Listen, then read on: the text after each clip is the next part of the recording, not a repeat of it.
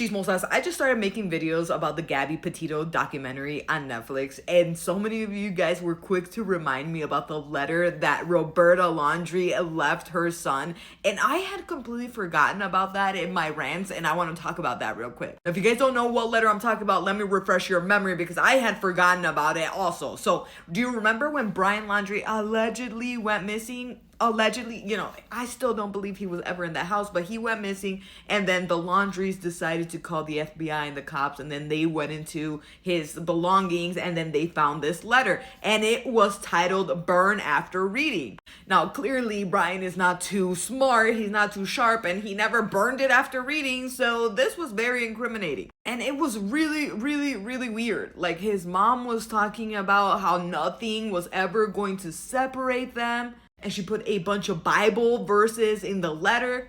And her handwriting is completely terrible, but at some point she's saying, you know what? If you ever need me, I'll be there. I'll bake a file into a cake for you if you ever get arrested. If you ever need to hide a unalive body, I'll bring the garbage bags and the shovel. It's absolutely bonkers. And I'll remove myself real quick so you guys can actually see the whole thing. You guys can pause to read it.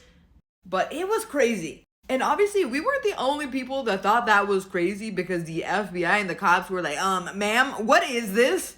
What is this? And she was like, oh no, that was written even before they went on their trip. And that, that was just something that we use to tell our children that we'll always be there for them. Lies, deceit. Now listen, I'm sure the cops did everything that they could, I'm sure. But now looking at all of this laid out, it really makes you wonder, like, why didn't they ever arrest these people for obstruction of justice? And why didn't they look into them any deeper than they did? And if the letter and their sus behavior wasn't enough, I feel like this would have definitely been the nail on the coffin. When they went to search for him, they found his remains in like an hour after Dog the Bounty Hunter and half of the state were out looking for him. That's so weird. And we already know that this lady is capable of doing anything for her son because she said it in a letter. She's like, if you ever need to dispose of I will bring the shovels. I will bring the bags.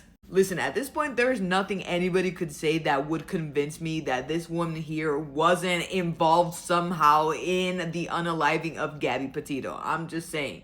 The proof is in the pudding, in my opinion, and I feel like they should have looked way deeper into his parents, but that's just me, and I'm curious to know what you guys think about this. Let me know your thoughts and opinions down below in the comments, and don't forget to like and follow for more gossip, chisme, and all things tea.